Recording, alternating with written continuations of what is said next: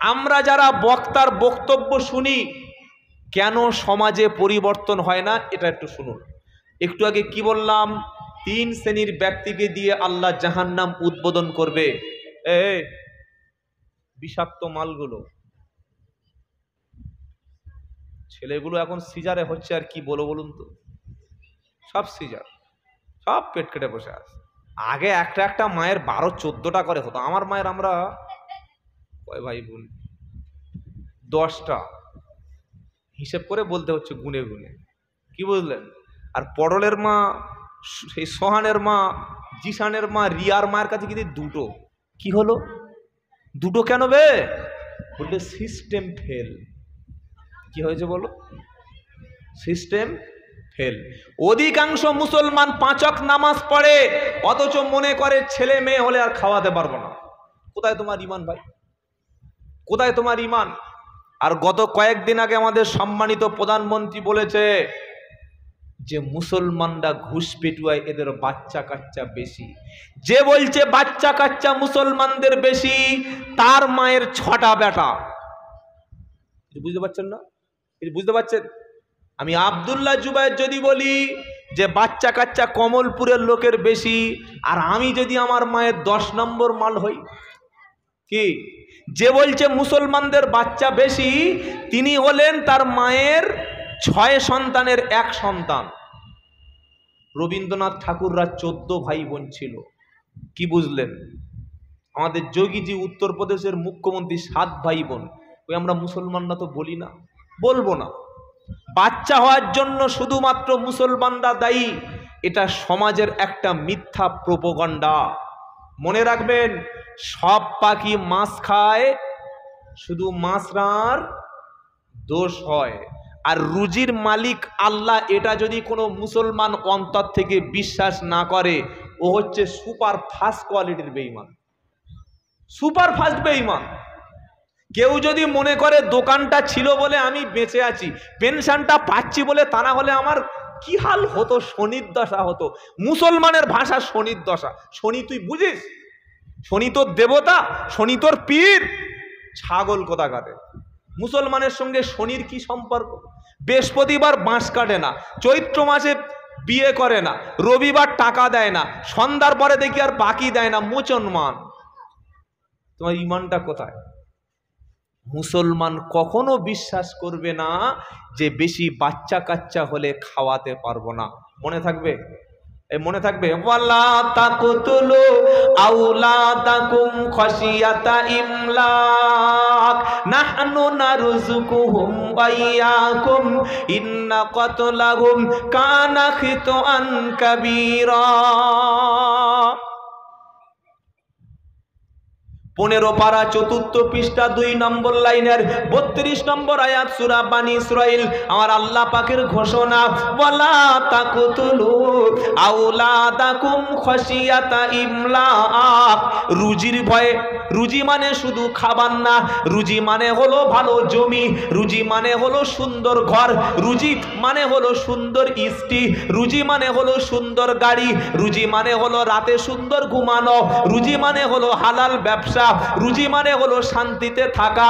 এগুলো সব রুজির ব্যাখ্যা।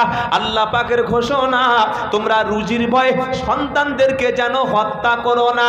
আমি আল্লাহ তাদেরকে খাইয়ে থাকি, তোমাদেরকে আমি আল্লাহ খাইয়ে থাকি। তোমার 2টো বেটা, তুমি চিন্তায় সুগার হয়ে গেছে, তোমার 3টে ছেলে 2টো মেয়ে, চিন্তায় তোমার হার্টবিট বেড়ে গেছে। এই বান্দা, জঙ্গলে গিয়ে খবর নাও, শত শত বাঘ আছে, ওদের কোনো চিন্তা নাই। আমি আল্লাহ বাঘেদের রুজিটা পৌঁছে দিয়ে থাকি, হরিণদের রুজিটা পৌঁছে দিয়ে থাকি। শত শত কুকুর আছে, কুকুরদের জন্য ব্যাংকে কোনো ফিক্সড ডিপোজিট নাই। দেখেছেন কুকুরের জন্য এই চাম্বাটি ব্যাংক আছে, কুকুর ব্যাংক, ব্যাংক অফ কুত্তা, এই যে আছে, বলেন না। গাধার জন্য কোনো ব্যাংক নাই, তাদের জন্য খাদ্যের কোনো ভান্ডার থাকে না। আল্লাহ পাক বলছে, আমি আল্লাহ রুজির মালিক, রুজির ভয়ে যেন সন্তানকে হত্যা করো না। 2টো বাচ্চা হয়েছে, সিদ্ধান্ত নিয়েছে আর নেব না। আল্লাহ পাকের ঘোষণা, রুজির ভয়ে যেন এমন সিদ্ধান্ত করো না। নাহনু নারযুকুহুম ওয়া ইয়াকুম, আমি আল্লাহ তাদেরও রুজি দিয়ে থাকি, তোমারও রুজি দিয়ে থাকি। এমন কাজ যারা করবে তারা নিশ্চয়ই কবিরা গুনাহ করে। পারে, তবে শারীরিক অবস্থা যদি স্থির,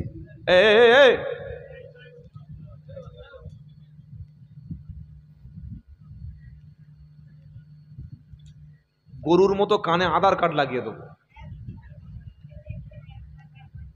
কি বুঝলেন? স্ত্রীর যদি শারীরিক কন্ডিশন খারাপ হয়, ভালো ডাক্তার যদি বলে, সেক্ষেত্রে আল্লাহ ছাড় দিয়েছে, বলুন সুবহানাল্লাহ। দুটো বা তিনটে সিজার হয়ে গেছে, তার আর বাচ্চা নেওয়া সম্ভব হয়, সেক্ষেত্রে তার জন্য আল্লাহ ছাড় দিয়েছে। তুমি ভালো মানুষ, তুমি সিদ্ধান্ত নিচ্ছ আর বাচ্চা নেব না, কেন? কি খাওয়াবো? খাওয়াবে কে? মৃত্যুর কথা আমরা স্মরণে রেখেছিলাম। সকলে বলুন আমরা ঈমান নিয়ে কবরে যাব, বলুন ইনশাআল্লাহ, বলুন ইনশাআল্লাহ। হায়াতের গ্যারান্টি নাই, মৌতের কোনো গ্যারান্টি নাই। এটা বসেছি, জীবনের শেষ বসা হতে পারে। গত বছর যারা এখানে ছিল আজকে তারা আর, জোরে বলেন, নাই। আর এবছর যারা আছি আগামীতে তারা হয়তো সবাই থাকবো না। ভাই, অনেকের কাপড়ের কাপড় হয়তো বাজারে চলে এসেছে, আর আমাদের গোলামদা তো আছে রেডি হয়ে কবর খুলবে বলে, কি বুঝলেন? খালি মরলেই গোলামদা, বুঝতে পারছেন না? পাচ্ছেন না বাবাজিরা, সোনারা লালেরা? আল্লাহ বলছে তুই রেডি হ, তুই রেডি হ। জন্মের পরে কানে আজান কি দেয়নি, তুমি মুসলমান ছাড়া হওনি। এখন তুমি ছেঁড়া প্যান্ট পরে বাজারে ঘুরছো, মুসলমানের মেয়ে ছেঁড়া প্যান্ট কিনে দিচ্ছে, এমন জায়গায় ছেঁড়া প্যান্ট লোক তাকালে তার উজু থাকবে না। ছি ছি ছি ছি। ঈদের দিনে মুসলমান পাড়ায় ঘুরেছে, আপনারা দেখেছেন না দেখেন নাই? আমি বানিয়ে বলছি, ওই পোশাকটা পয়সা লাগেনি। তোমার মেয়ের 18 বছর, 16 বছর, 22 বছর বয়স, বিয়ে বাড়িতে ওই পোশাক পরে পাঠিয়েছো, লোকের দেখে আর লোকের খাওয়া ভিতরে যাবে? নিজেই কবে দায়ুস হয়ে গেছে খবর নাই। তাই আমার বাড়িওয়ালাকে প্রত্যেকের কঠিনভাবে মানা আছে। আমার বাড়ির যত মহিলা, বিয়ে বাড়ি আর মরা বাড়ি যাওয়ার কোনো অনুমতি নাই, শুনতে পেলেন? কারণ বর্তমান একটা বিয়ে বাড়ি জেনার চাইতে বেশি পাপ হয়। কি বলছেন আপনারা বলুন? আমাকে দাওয়াত করেছে, হুজুর যাবেন, তখন যদি না যাই তো খুব রাগারাগি হবে। ও সর্বনাশ! গিয়ে দেখি হিন্দুর মেয়েরা তবু একটু মাথায় একটু সিঁদুর ফিঁদুর দিয়ে একটু ওন্না ফন্না বুকে রেখেছে, আর মুসলমানের মেয়েরা মুখে এত মেকআপ করেছে, 1 ইঞ্চি করে পুরু হয়ে গেছে মুখ। কি বুঝলেন? বিয়েতে যাবে বলে ভুরু প্লাক করেছে চাম্পাটি গিয়ে, বিয়েতে যাবে বলে স্বর্ণের অলংকার কিনেছে, গলায় ঝুলিয়ে এমন জায়গায় রেখেছে মানুষ দেখলে জীবনে রাতে 3 দিন ঘুমাবে না, স্বপ্নদোষ হয়ে যাবে। এই হচ্ছে মুসলমানের বিয়ে বাড়ির পোশাক। এই যদি মুসলমানের পোশাক হয় তো এই মেয়েটার মরে যাওয়ার পরে 5টা কাপড় দিয়েছিস কেন ভাই? ছোট একটা নাইটি দিয়ে আর কবরে দিয়ে দেন, ওর কাফন দিয়ে লাভটা কি আছে? কি শুনে আপনাদের খুব কষ্ট লাগছে নাকি? মসজিদের ইমাম সাহেব, মসজিদের মাতোয়াল্লি ক্যাশিয়ারকে দাওয়াত করেছে, হাফেজ সাহেবকে দাওয়াত করেছে, বলছে আপনারা আসবেন, আমার মেয়ের জন্য ছেলের জন্য দোয়া করে দেবেন। এ গিয়ে হাফেজ সাহেব আর ইমাম সাহেব পকোড়া খাবে, তার চোখ পকোড়ার মতো বার হয়ে গেছে। কি পোশাক রে এটা? মুসলমানের পোশাক? ছি ছি ছি ছি ছি। মনে রাখবেন, নামাজ পড়া যেমন মুসলমানের ফরজ, ঠিক একটা বেটা ছেলের জন্য নাভি থেকে হাঁটু পর্যন্ত ঢেকে রাখা ফরজ। মেয়েদের জন্য 2 হাতের কবজি, পায়ের পাতা, খুব প্রয়োজনে ফেস মুখমণ্ডল ছাড়া অন্য কোনো শরীরের অংশ খোলা রাখা জায়েজ। এরকম পরিবেশ যদি তৈরি করতে পারেন তবে আপনার স্ত্রীকে, আপনার বোনকে বিয়ে বাড়ি নিয়ে যাবেন। আর যদি বলে না আমার ভাতের হাঁড়ির ভিতরে কি চাল আছে সবাই দেখুক, তাহলে আপনি জাহান্নামে যাওয়ার জন্য রেডি হয়ে যান। এই স্ত্রী, এই নারী, এই মেয়ে, এই বোন, এই মা যখন কিয়ামতের দিন জাহান্নামে যাবে, আমি আব্দুল্লাহ জুবায়ের আর আপনারা যারা বসে বসে বক্তব্য শুনছেন, আমাদের বুকের উপর পা তুলে মারাতে মারাতে জাহান্নামে যাবে। বলে যে দলিল আছে, অকালাল্লাযীনা কাফারু রব্বানা আরিনাল্লাযাইনি আদাল্লানা মিনাল জিন্নি ওয়াল ইনস নাজআলহুমা তাহতা আকদামিনা লিয়াকুনা মিনাল আসফালিন। 24 পারা 19 পৃষ্ঠা প্রথম লাইনের 29 নম্বর আয়াত, সূরার নাম হামিম সাজদা। আমরা বক্তারা পর্দার বিরুদ্ধে কথা বলতে ভয় পাই। ইমাম সাহেবকে তো বলতে দেওয়া হবে না, বাড়ির যে মুরব্বী সে আর ভয় থেকে মুখ খোলে না, স্বামীও অসন্তুষ্ট বিবির কাছে করতে চায় না, কেউ আর প্রতিবাদ করতে চায় না। কোরআন শোনাচ্ছে কিয়ামতের দিন জাহান্নামে যারা যাবে আল্লাহর কাছে অভিযোগ করে বলবে রব্বানা আরিনাল্লাযাইনি আদাল্লানা, আয় আল্লাহ কারা গোমরাহ করেছে, কারা পথভ্রষ্ট করেছে।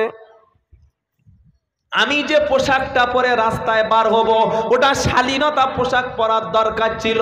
ইসলাম কিন্তু কোনো মেয়েকে কলেজে যেতে নিষেধ করেনি, স্কুলে যেতে মানা করেনি, চাম্পাটি যেতে নিষেধ করেনি, কোনো মেয়েকে পড়াশোনা শিখতে ইসলাম নিষেধ করেনি।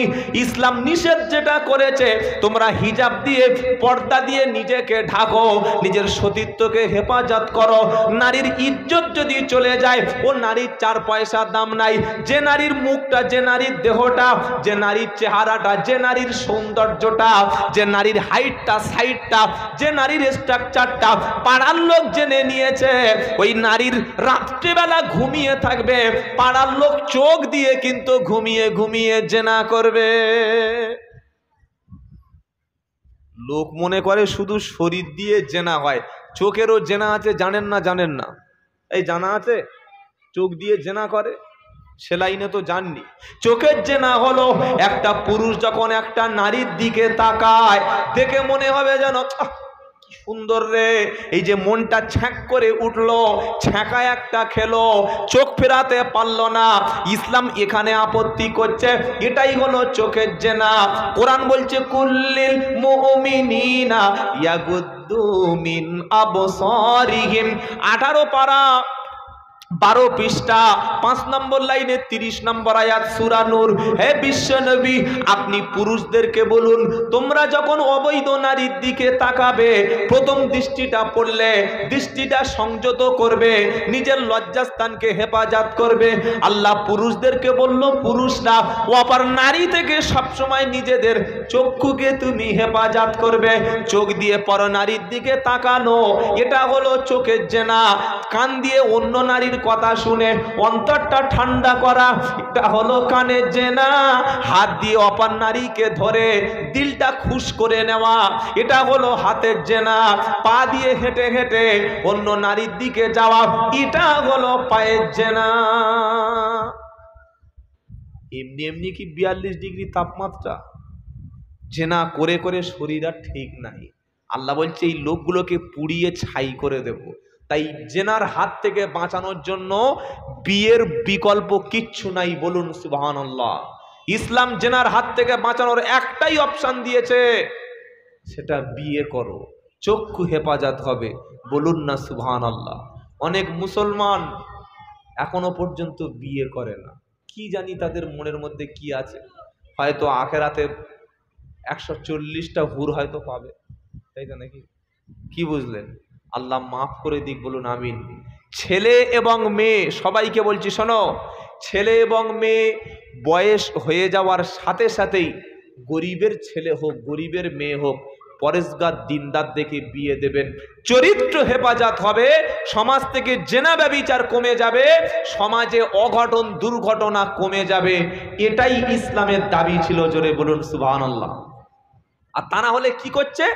খালি পেপারে অ্যাড দিচ্ছে, বলছে চাকরিওয়ালা ছেলে চাই। কি ছেলে চাই? কি ছেলে চাই? চাকরিওয়ালা। চাকরিওয়ালা ছেলে খুঁজতে খুঁজতে মেয়ের বয়স 22 আর সেই 2025 সালে একটা ধেড়ে মাল পেয়েছে, তার বয়স 49। কি মাল পেয়েছে বলো? ধেড়ে।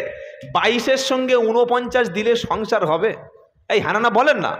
বয়সের 4-5 বছর ডিফারেন্স ঠিক আছে, 6 বছর ঠিক আছে, 3 বছর ঠিক আছে, কোথায় একটা মশা আর কোথায় একটা হাতি। 22 আর কত? 45, 49। আজকের পরকীয়া সমাজে বাড়ছে কেন?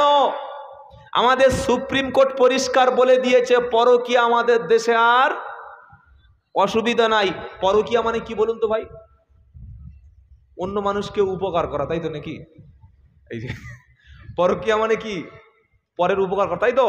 পরকীয়া মানে হলো কার স্বামী, কার বউ, কার মেয়ে এসব দেখার দরকার নাই, শুধু হালাল হারাম হোক, ব্যাস তোমার মনের আশা মিটিয়ে যাও, এটার নাম হলো পরকীয়া। সুপ্রিম কোর্ট যখন বলে দিয়েছে পরকীয়া বৈধ, তখন আমাদের দেশের হিন্দু, মুসলমান, খ্রিস্টান, জৈন সবাই নেমে পড়েছে অসৎ উপায়ে। আল্লাহ পাকের সিদ্ধান্ত, ছেলে মেয়ে যখন তোমার বয়স হয়ে যাচ্ছে সাথে সাথে বিয়ের ব্যবস্থা করো। দেখতে যেও না যে ছেলে চাকরি আছে কিনা, ছেলে কোটি টাকা উপার্জন করে কিনা, ছেলে নামাজি, পরেশগার, দিনদার, 300 টাকা দিনের শেষে হালাল উপার্জন করে, তার কাছে তোমার মেয়েটা দিয়ে দাও, শান্তি পাবে। তুমি খুঁজতে গেছো 5000 টাকা সপ্তাহে ইনকাম, মাসে 30,000 টাকা ইনকাম। আরে ও তো নামাজ পড়ে না, ও তো সুদ খায়, ও তো রাত্রেবেলা পতিতালয় যায়, ওইখান থেকে চা খাওয়ার নাম করে কোলাঘাটে যাওয়ার নাম করে কোন ঘাটে গিয়ে বসে থাকবে তুমি ধরতে পারবে না। তুমি তার কাছে তোমার মেয়েটা ছেড়ে দিয়েছো।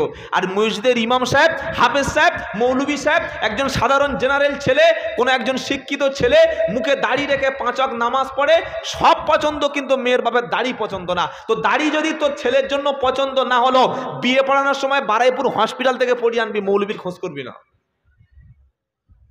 খারাপ লাগছে আপনাদের মনে হয় নাকি? এই বাবাজিরা, দাড়ি আর টুপি দেখলে আমাদের দারুণ ঘৃণা, কি বুঝলেন? এগুলো শয়তানের খালাতো ভাই। সব ভালো, দাড়িওয়ালা ছেলের সঙ্গে আমার মেয়ের বিয়ে দেবো না। কেন? দাড়ি কি হয়েছে? দাড়ি হচ্ছে বিশ্ব নবীর সবচাইতে বড় সুন্নাত, বলুন সুবহানাল্লাহ। যারা চেঁচেছেন সিদ্ধান্ত করুন যে আমি দাড়ি রাখবো। এই জলসাটা কত বছর হচ্ছে জানো? 21 বছর না? 21 বছর। 21 বছর জলসায় বছরে একজন যদি দাড়ি রাখা শুরু করে, অন্তত 21 জন তো দাড়ি রাখার লোক থাকার দরকার ছিল। কি বলছেন? 21 জন হয়েছে না? কাল সকালে আরেকবার চাঁচা হবে, কি বুঝলেন? যদি তওবা করেন আগামীতে আর কখনো দাড়িতে হাত দেব না, তাহলে জলসাটা কামিয়াব হবে। নিয়ত করুন দাড়ি চাঁচবো না, বলুন ইনশাআল্লাহ, বলেন ইনশাআল্লাহ। দাড়ি এমন একটা সুন্নাত, আপনি কবরে যাওয়ার পরে মাথায় টুপি থাকবে না, আপনার পাঞ্জাবি থাকবে না, তসবি থাকবে না, কোনো সিম্বল বাকি থাকবে না। আমরা মানুষকে দাফন করার সময় কি বলি? মিনহা খলাকনাকুম ওয়া ফিহা নুঈদুকুম ওয়া মিনহা নুখরিজুকুম তারাতান কি উখরা। 16 পারা 14 পৃষ্ঠা 4 নম্বর লাইনের 55 নম্বর আয়াত সূরা তাহা। মিনহা খলাকনাকুম ওয়া ফিহা নুঈদুকুম ওয়া মিনহা নুখরিজুকুম তারাতান উখরা। এই মাটি থেকে জন্ম হলো, মাটির মধ্যে দিলাম তোকে, তুলবো আমি কিয়ামতে, পালাতে তুমি পারবে না। আর মাটির ঘরে পোশাকের কোনো মূল্য সেদিন থাকবে না। ফেরেশতারা খুলবে কাফন, চিহ্ন কোনো পাবে না। দাড়ি দেখে ফায়সালা হবে উম্মতে নবী মুস্তাফার গোলাম। জোরে বলো সুবহানাল্লাহ। মুখে যখন দাড়ি থাকবে না, নবীর সুন্নত যখন থাকবে না, শ্মশানে মাল চালিয়ে দেবে, জান্নাতে যাওয়া হবে না। মনে থাকবে ইনশাআল্লাহ, মনে থাকবে ইনশাআল্লাহ। তাই তওবা করুন, যেটা চেঁচেছেন। মুসলমান চাচার জিনিসটা রাখে আর রাখার জিনিসটা চাঁচে, গোপটা ফেলে দেওয়ার দরকার। এটা রেখেছে সাইজ মতো। শরীরের অবাঞ্ছিত লোম যেটা পরিষ্কার করার দরকার, ওটা জীবনে হাত দেয় না, সাধু বাবা হবে বলে। আর যেটা রাখার দরকার সেটা দিয়েছে উড়িয়ে, সপ্তাহে 3 বার করে। সাধু বাবা হবে এইরকম সাইজের গোপ, না একদম হানি সিং কি এমন গোপ রেখেছে। রমজান মাসে মসজিদে ইফতার দিচ্ছে, বুঝলেন? এবছর লস্যি দিয়েছে খুব। লস্যি খেয়ে, লস্যি খাওয়ার আগে দেখি কালো গোপ, আর পাশে সালাম ফিরে বসে আছে দেখি 80 বছর মতো সাদা গোপ। কি করে হলো? ও চাচা, ওই চাচা কই? আমি তো সেই করিম বলছি। এই তুই তো 18 বছর বয়স, গোপের পাগলো কি করে? দেখি কালো হয়ে গেছে। ভালো ম্যাজিক চলছে তো। এত বড় গোপ রেখেছে, লস্যিতে আটকে গেছে। গোপ বড় রাখার সুবিধা আছে কি জানেন? শরবত ভালো ছেঁকে খাওয়া যাবে। ছি ছি ছি ছি।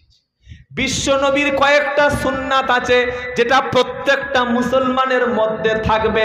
এক নম্বর হলো গোপটা ছোট হবে, দুই নম্বর হলো বগলের পশম পরিষ্কার, তিন নম্বর নাভির নিচের অবাঞ্ছিত লোম পরিষ্কার, চার নম্বর নখটা ছোট হবে, পাঁচ নম্বর হলো ছেলে যখন একটু বড় হবে তুমি তার খাতনা মোচনমানি করে দেবে।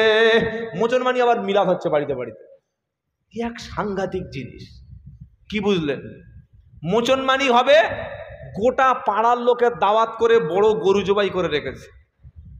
গরু জবাই করে ইমাম সাহেব, হাফেজ সাহেব, ফকির সাহেব সবার বলেছে, 300 লোক খাচ্ছে, লিখে রেখেছে হ্যাপি খাতনা ডে। ইয়ে আবার কি জিনিস দেখি? প্রত্যেক বছর হবে না জীবনে একবার। কি মোচনমানি কোনোদিন কেউ অনুষ্ঠান করে? মোচনমানি অনুষ্ঠান করতে আছে, কোলে করে তুলে হাজামের কাছ থেকে নিয়ে আসবি, আবার 3 মিনিটের কাজ 3 টাকার একটা ব্লেড হলে হয়ে যাবে। তার জন্যে ছেলে 8 বছর 9 বছর বয়স হয়ে গেছে, বিয়ের বয়স হচ্ছে, মোচনমানি দেবে। অবস্থা দেখেন। এটা গোপনে করতে হয়। বললে গোপনে করতে হয়, প্রমাণ আছে।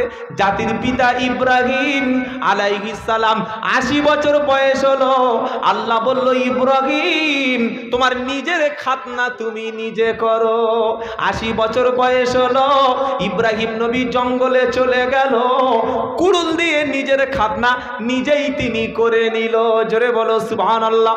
এই মুসলমান সিদ্ধান্ত করো, ছেলে তাক খাতনা দেব তাড়াতাড়ি, কোনো লোক যেন বলবো না। সেদিন ডাবুর কাছ থেকে একটা লোক ফোন করে বলছে হুজুর আপনার বক্তব্য শুনি। আমি বললাম ভালো। বললে হুজুর আমার ইচ্ছা আমার ছেলের মোচনমানিতে আপনি এসে মিলাদ পড়ে দোয়া করবেন। আমি বললাম ভাই কি দোয়া করবো? ওখানে কি দোয়া আছে বল? মোচনমানি কোনো দোয়া আছে? বলেন না। নতুন ঘর চাপলে নেয় দোয়া করি আল্লাহ ঘরে বরকত দিও, নতুন বিয়ে করলে দোয়া করি আল্লাহ স্বামী স্ত্রীর বরকত দিও, নতুন গাড়ি কিনলে দোয়া করি আল্লাহ গাড়িটা যেন ভালো চলে, নতুন নতুন শপিং, নতুন যদি শোরুম উদ্বোধন করে সেখানে নেয় দোয়া করি, নতুন একটা মার্কেট যদি করে সেখানে নেয় দোয়া করি। মুসলমানের সময় কি দোয়া আছে বল? গিয়ে বলবো আল্লাহ একটু যেন বড় করে বরকত দাও, তখন নাকি ওখানে কি দোয়া আছে? যেই বলেছি দেখি ফোনটা কেটে দিল। ভাই রাখ, মাথাটা ঠান্ডা কর, বোঝার চেষ্টা কর। এগুলো গোপনে করতে হয়, লোক জানাবেন না। বলুন ইনশাআল্লাহ। ছেলে জন্মের পরে বাপের উপরে 9টা হক আছে। জোরে বলেন কটা? জোরে বলো।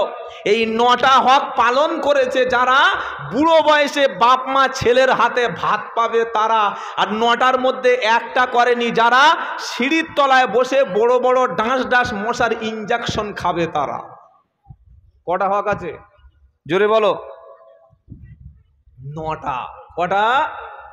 9টা। যারা বাপ এসেছেন শোনো, প্রথম হক হলো ছেলে জন্ম দেওয়ার পরে কানে আজান হবে। 2 নম্বর হক হলো ছেলে সুন্দর একটা নাম হবে। কি নাম? লিটন, ফিটন, রাজু, বাপি, বিপ্লব, দেব, এসব নাকি? কি বুঝলেন? আয়ান, জিশান, হায়ান, সিন্টু, মন্টু, পল্টু, কাল্টু, বল্টু নাম। মরে গেছে মাইকে বলছে বিশেষ ঘোষণা, পল্টু পটল তুলেছে। কি রে বাবা, এটা কি? ফেরেশতারা পল্টু বললে ভাববে তো শ্মশানের মাল গোরস্থানে ঢুকে গেছে। এটা করেন কেন? আল্লাহর নবী বললেন আল্লাহর কাছে সবচাইতে উত্তম নাম দুটো, একটা হলো আব্দুল্লাহ, আরেকটা হলো আব্দুর রহমান। অনেকে বলবে মালটা মনে হচ্ছে নিজের নামটা ঢুকিয়েছে। কি বুঝলেন? হাদিসটা হলো মিশকাতুল মাসাবি, যোগ্য ইমাম সাহেব পাশে বসে আছে, জিজ্ঞাসা করে নেবেন। আল্লাহর নবী বললেন আল্লাহর কাছে দুটো নাম সবচাইতে বেশি প্রিয়, একটা হলো আব্দুল্লাহ, আরেকটা হলো আব্দুর রহমান। জোরে বলুন না সুবহানাল্লাহ। আব্দুল্লাহর নাম রাখে, চা বিক্রি করে। কি বুঝলেন? আব্দুর রহমান সে কোথায় জুতো বিক্রি করে। কি নাম রেখেছে? কি নাম রেখেছে? জিশান। এ আবার কোন মেশিন রে ভাই? খবরদার নাম রাখবেন যেন মুসলমান। আল্লাহর নবীর সাহাবাদের নাম হজরতে বেলাল। আহা হা, কত সুন্দর নাম বলুন তো। ইসলামের জন্য সব চাইতে বেশি কুরবানি করেছে হযরত বেলাল। যখন ইসলামের নাম শুনলে লোককে পেটাতো, আজান দেওয়া দূরের কথা, দাড়ি রাখা দূরের কথা, কলেমা জোরে বলতে পারতো না। এই বেলাল রাদিয়াল্লাহু তাআলা আনহুকে আল্লাহর নবী বেছে বেছে মদিনার মসজিদের মুয়াজ্জিন নিযুক্ত করেছেন। জোরে বলুন না সুবহানাল্লাহ। তাই কবি বলছে, শোনো, জন্ম আমার নবীর যুগে হলে কেমন হতো। সুবহানাল্লাহ একটু বলুন, বিরানি তো একটু পরে দেবে সবার, তো জোরে হোক না। জন্ম আমার নবীর যুগে হলে কেমন হতো। জোরে হবে না, আরো জোরে। দু নয়নে রাসূল পাক দেখিলে কেমন হতো। জন্ম আমার নবীর যুগে হলে কেমন হতো। আসিত বেশে হজরতে বেলালের মধুর আজান। জোরে বলুন না সুবহানাল্লাহ। মদিনায় আজান হলে আর সে পৌঁছে যেত, আর আমাদের পাড়ার আজান হলে কুকুরার ডাক বন্ধ করে না। এত ভয়ঙ্কর আজান। বলে ধরলো কোথায় গিয়ে ছাড়বে, সেই পিয়ালি গৌড়দায় গিয়ে আজান ছেড়ে দিচ্ছে। এটা আজান ট্রেনিং এর দরকার আছে না নাই? 14 বার বলো যে চাচা একটু ঠিক করো, আমি ভুল বলছি, হেঁকাতে পারবে না। মুয়াজ্জিন সাহেব কিছু কিছু আছে এত হেঁকাতে হয় মাথায় ঢোকে না, আর কিছু মসজিদের ইমাম সাহেব আছে আরো হেঁকাতে। কি বুঝলেন? আজানটা ভুল হচ্ছে বা ঠিক, আমি ভুল বলছি, তুই এমন করে যেন কিছু বোঝেন। খবরদার, আজান হলো পবিত্র ডাক। ভালো আজান যদি মসজিদে হয় না, মুসাল্লি দেখবেন হু হু করে বেড়ে যাবে। কি বলছেন আপনারা? আজান মানে আল্লাহর দিকে বান্দাদেরকে ডেকে আনা। তো ডাকার লোকটা যদি খারাপ হয়, মেয়ের বিয়ে হবে, ছোট ছেলেকে বলেছে সবার গিয়ে বলে আয়, সবার বাড়ির সামনে বলছে আসসালামু আলাইকুম, আমার বোনের বিয়ে, তুমি যাবে? লোক যাবে? কুকুরে কামড়েছে নাকি রে? বলবে না। বলার দরকার ছিল আসসালামু আলাইকুম, আমার বোনের বিয়ে, আব্বা পাঠিয়েছে, বয়স্ক মানুষ, প্যারালাইসিস, আসতে পারেনি, তোমাকে দাওয়াত দিচ্ছি, তুমি দয়া করে যেও। এটা বললে যাবে না? যদি বলেন না, আমার বলো তুই যাবে, তোর বাড়ি আমি খেতে যাবো নাকি? তোর যা মুখের ভাষা, তোর বাড়ি কি যাবো? তো আজান যদি মধুর সুরে দেওয়া হয়, আল্লাহু আকবার, আল্লাহু আকবার, এটা মধু নয়, জাস্ট একটু হালকা বললাম, হালকা করে যদি বলা হয়, আল্লাহু আকবার বলে ছেড়ে দে, ধরেছে আর কোথায় ছাড়ছে কোনো উপায় নাই। কেন রে ভাই? আশহাদু আল্লাহ ইলাহা ইল্লাল্লাহ, আমি সাক্ষ্য দিচ্ছি আল্লাহ ছাড়া কোনো ইলাহা নাই। ও হাদু বাদ দিয়ে সাধু ধরে বসে আছে। কি করে আজান হবে? আর লোক আসবে কি করে? লোক আসছে মসজিদ থেকে জুতো নিয়ে পালাচ্ছে, আসছে পালাচ্ছে, আজান তোই হয় না। হাইয়া আলা সলা, সেদিন আমি ওই হুগলি না বর্ধমান, দুটোর মধ্যে কোনো একটা জেলায় হবে, এসার সময় গিয়ে পৌঁছে যে আজান দিচ্ছে, আল্লাহর কসম নিজে কানে শুনেছি, বলছে হাইয়া আলা সালা, নিজে কানে শুনেছি। ওখানে ইমাম সাহেবের জিজ্ঞাসা করুন সোয়াত আছে, সোয়াত, সলা মানে নামাজ, ও সোয়াত ছেড়ে বলছে হাইয়া আলা সালা। কত বোনর বিয়ে দিয়েছে ওই এলাকায় আল্লাহই জানে। এটা কেন আমরা করি ভাই? কেন মসজিদে টাইলস বসাতে পেরেছি, মসজিদে পাথর বসাতে পেরেছি, একটা মুয়াজ্জিনের হাতে 5000 টাকা মাসে দেওয়া যায় না? যায়। আমরা মুয়াজ্জিন সবসময় বিনামূল্যে পছন্দ করি। রাস্তায় মসজিদ আজান দেবে, এই মুয়াজ্জিন দিয়ে কি কাজ হবে? যে মুয়াজ্জিন যারা আছেন তাদের সম্মান কত বেশি জানেন? নবীজি বললেন, কোন বান্দা যদি 12 বছর আল্লাহ সন্তুষ্টির জন্য আজান দেয়, ওই ব্যক্তির জন্য আমার আল্লাহ জান্নাত ওয়াজিব করে দেবে। কত বছর? 12 বছর। যে সমস্ত মুয়াজ্জিন সাহেবরা আছে ভাবছে যে আমাদের চাকরিগুলো এবার যাবে না, আপনাদের সম্মান অনেক বেশি। ইমাম কিন্তু ঘুমিয়ে থাকলে অসুবিধা নাই, কেউ নামাজ পড়িয়ে নেবে। আর মুয়াজ্জিন যদি ঘুমায়, আজান হল, মসজিদ তালা খুলবে না, তার লোক ঢুকবে কি করে? এত বিশাল দায়িত্ব মুয়াজ্জিনের। মুয়াজ্জিনের সম্মান অনেক বেশি। কিয়ামতের দিন মুয়াজ্জিনদের ঘাড়, সম্মানের ঘাড় আল্লাহ অনেক উঁচুতে তুলে দেবে। বলুন সুবহানাল্লাহ।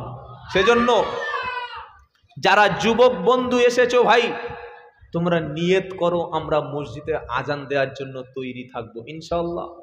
যারা আছে তারা দিক না, মাঝে মাঝে দুটো একটা ছেলে আমরা তৈরি করি না, ওই সারা জীবন উনি আর মরে গেলে এবার কে খুঁজবে মুয়াজ্জিন, এটা যেন না হয়। একটা হচ্ছে ঢাকার আজান আর একটা হচ্ছে বিনা টাকার আজান। ঢাকার আজান শুনলে জান ঠান্ডা হবে, আর যে মুয়াজ্জিনকে বিনা পয়সা রেখেছি সে বিনা পয়সায় আর কত ভালো আজান দেবে। বর্তমান যুগে কিছু রাগ করো না, মনে করো না, শুনে রেখে দাও, পশ্চিম বাংলা, আসাম, ত্রিপুরা, ঝাড়খণ্ড, উড়িষ্যা প্রত্যেকটা রাজ্যে আমি গিয়ে বলে এসেছি হাজার হাজার ওলামাদের সামনে যে ইমাম সাহেবের বেতন যদি 10,000 টাকার কম দাও সেই ইমামের পিছনে নামাজ হবে কিনা কিয়ামতের দিন বুঝিয়ে দেবে আল্লাহ। এটা শুনে কিন্তু আধ ঘন্টা দম বন্ধ হয়ে যাবে কিছু লোকের। কি বুঝলেন বলুন তো? একটা বক্তা যদি 2 ঘন্টা চিৎকার করে বক্তব্য করে যায় আমরা কত দিই তাকে? চুপচাপ, আর কারো মুখে সব যেন সাইলেন্স মুডে হয়ে গেছে ফোনগুলো। কত? 10। 2 ঘন্টায় বক্তাকে যদি 10,000 টাকা দিয়ে বলছে হুজুর খুশি তো, ও মাল থুতু দিয়ে গুনছে, কিয়ামতে থুতু দিয়ে পিটবে। থুতু দিয়ে টাকা গুনছিস মানে? এই তুই বক্তব্য করে বলছিস থুতুতে টাকা গুনছিস, তুই কি ইসলাম প্রচার করবি? তুই ইসলাম প্রচার করবি থুতু দিয়ে মাল গুনে নিচ্ছিস? আর এমনও হুজুর আছে টাকা কম দিলে বলছে বদদোয়া করে দেবো। তাহলে ওরম হারাম করে বদদোয়া জীবনে কারো লাগবে না। আমি এই একটু আগে প্রোগ্রাম করে এসেছি বলবলিয়া, কত দিয়েছে আমি এখনো দেখিনি, যা আছে পকেটে পড়ে আছে। কি বুঝলেন? আমার এই গ্রামের অনেক ড্রাইভার জানে, এমন অনেক জলসায় গিয়েছি নিজের গাঁটি থেকে সে ড্রাইভারের টাকা দিতে হয়েছে। ধর্মের কথা বলে মানুষের কাছে ডিমান্ড করছে 20,000, 25,000, 30,000, 15,000 টাকা। ভাই তুই ফুটপাতে চিংড়ি বিক্রি কর না। আমি বারবার প্রত্যেকটা জলসা কমিটিকে বলি যে যারা ডিমান্ড করে টাকা আদায় করে তাদের বক্তব্য শুনবেন না। যদি শোনেন ওটা বিজনেসম্যান, ওটা হচ্ছে কমার্শিয়াল ব্যবসায়ী, ও প্রকৃত বক্তা না। বক্তব্য করে দাদা হুজুর রহমতুল্লাহ আলাইহি, মেজে হুজুর রহমতুল্লাহ আলাইহি, সেজে হুজুর রহমতুল্লাহ আলাইহি, বসিরহাট হুজুর রহমতুল্লাহ আলাইহি বক্তব্য করে চলে গেলে দাড়ির সংখ্যা বেড়ে যেত, নারীরা ঘরে ঢুকে যেত, মসজিদে জায়গা হতো না, মানুষ সুদ ছেড়ে দিত। আর আমরা বক্তব্য করে চলে যাচ্ছি, বক্তা নিজেই নামাজ পড়ে না। আমার তো দরকার টাকা, আমার দরকার কি? টাকা। 1,000 টাকা কম দিয়েছে, চোখ এরকম বড় বড় বার হয়ে গেছে। চোখ বুলু শুনেছেন, চোখ বুলু দেখেছেন কোনোদিন? এই সন্ধ্যা থেকে তো বুলু শুনেছেন, বুলু চোখ দেখেছেন কোনোদিন? 2,000 টাকা খালি কম দেবেন, বুলু কার বলে তখন বুলু বার হয়ে যাবে। কিছু মনে করবেন না, সেই বক্তাকে আনুন। এখন অনেক বড় বড় ওলামা আছে। ফুরপুরা শরীফে আমি অনেক পার্সোনাল পীর সাহেবের নাম জানি যাদের দাওয়াত করলে এখনো পর্যন্ত 1 টাকা চায় না, কি দেবেনও দেখে না, তারাই হচ্ছে প্রকৃত আল্লাহর ওলি। জোরে বলুন সুবহানাল্লাহ। পশ্চিম বাংলার জমিনে এমন শত আলেমের নাম আমি বলে দেব, বক্তা আছে যারা জীবনে আপনার কাছে ডিমান্ড করবে না, তাদের বক্তব্যের মাধ্যমে থাকে কোরআন অথবা হাদিস, হয় কোরআন অথবা হাদিস। আর এখন বক্তব্যের জন্য কি লাগে? একটু নাটক লাগে, হাসাতে কাঁদাতে, রাজনীতি, চিল্লাচিল্লি, হেল্লাপিল্লি, দারুণ মাল। তো ওকে দিলে 10,000 আর ইমামকে 30 দিন খাটিয়ে 10,000 দিলে না কেন? কিয়ামতের দিন তুমি ইনসাফ কিভাবে নবীর কাছে মুখ দেখাবে বলো? একটা লোক যদি রোজ আপনার বাড়িতে 2টো মিস্ত্রি কাজ করছে, 2টো লেবার, একটা মিস্ত্রি, লেবারের 700 টাকা, লেবারের 500 টাকা, মিস্ত্রি 700 টাকা। তো মিস্ত্রির যদি 700 দেন, একটা লেবার তার বয়স 22, তার দিলেন 500, আরেকটা লেবার তার বয়স 24, তার 300 টাকা দেবেন তো? এই বলেন না, তার 300 টাকা দেবেন, হবে তো?